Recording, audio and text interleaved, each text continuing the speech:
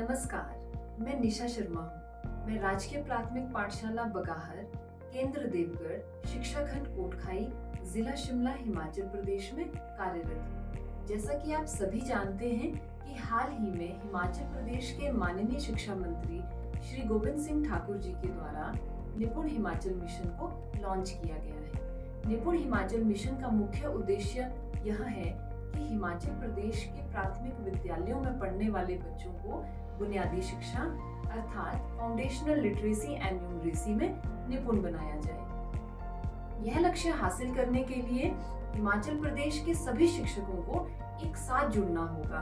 हम सभी को एक दूसरे से सीखना होगा। अपनी पाठशाला में बुनियादी शिक्षा को पढ़ाने में मुझे सबसे ज्यादा मदद मिलती है अपनी पाठ योजना से। जी हाँ, पाठ योजना बहुत ही महत्वपूर्ण है, जिसमें अध्यापक पहले से प्रत्येक विषय वस्तु को सुनियोजित तरीके से व्यवस्थित ढंग से निर्धारित करता है।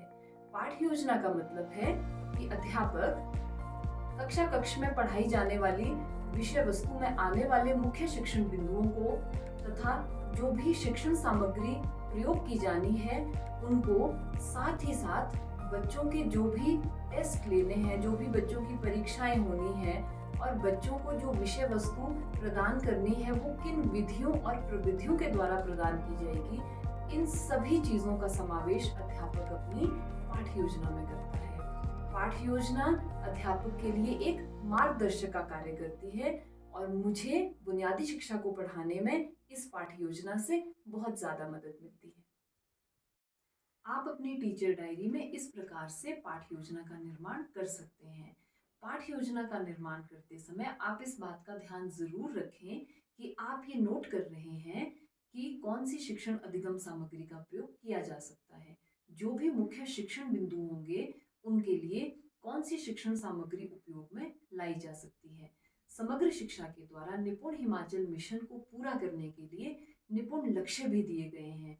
आप इस बात को एंश्योर करें कि आपको पता हो कि आपकी पाठ योजना के द्वारा कौन से निपुण लक्ष्य हासिल किए जा रहे हैं।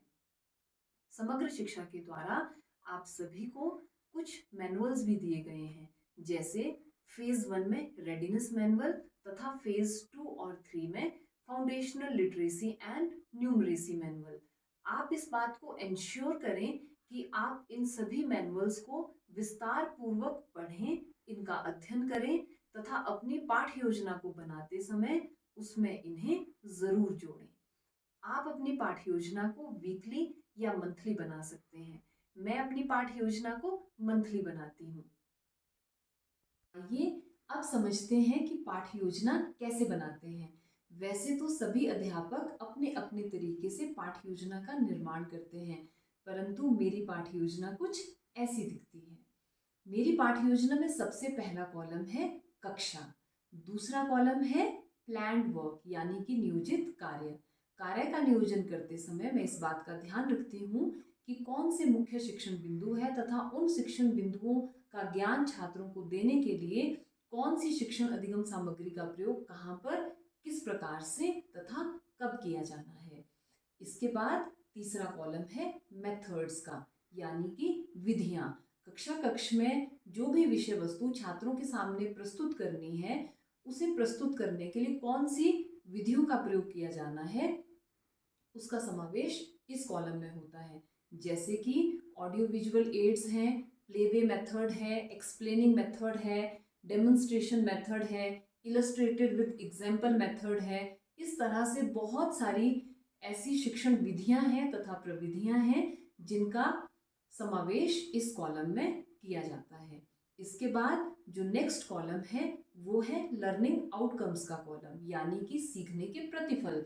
जो भी विषय वस्तु छात्रों को पढ़ाई जा रही है, जिसका ज्ञान छात्रों को दिया जा रहा है, उसका ज्ञान छात्रों को देने के बाद हम छात्रों से क्या अपेक्षा रखते हैं कि छात्रों को वो विषय वस्तु पढ़ाने के बाद कौन सी योग्यताओं का विकास उनके अंदर हो जाना चाहिए। तो उन लर्निंग आउटकम्स को हम इस कॉलम में इंक्लूड करते हैं। उन सभी लर्निंग आउटकम्स की लिस्ट हम इसमें रखते हैं। इस बात का ध्यान हमें ज़रूर रखना है कि जो निपुण हिमाचल मिशन में जो भी निपुण लक्ष्य दिए गए हैं उन लक्ष्यों को भी हम इस लिस्ट में इंक्लूड करें। जो हमारा ये कॉलम है लर्निंग आउटकम्स का, उसमें जो हमारे लर्निंग आउटकम्स हैं उसके साथ साथ हम निपुण लक्ष्य को भी इसमें जोड़ें। इसके बाद जो नेक्स्ट कॉलम है वो है होमवर्क यानी कि गृह कार्य। पाठ योजना के इस कॉलम में छात्रों को क्या कार्य दिया जाना है, किस प्रकार का असाइनमेंट वर्क देना है, कौन से प्रोजेक्ट्स दिए जाने हैं, वो सभी बातें इस कॉलम में समावेशित होती हैं। ऐसी कौन सी चीज़ें हैं जिसका मौखिक अभ्यास छात्र को करने के लिए देना है, ऐसी कौन सी चीज़ें हैं जिसकी रिटन प्रैक्टिस हम छात्रों से करवाना चाहते हैं। तो होमवर्क में या गृह कार्य में छात्रों को जो भी काम दिया जाएगा वो इस कॉलम के अंतर्गत हम शामिल करते हैं।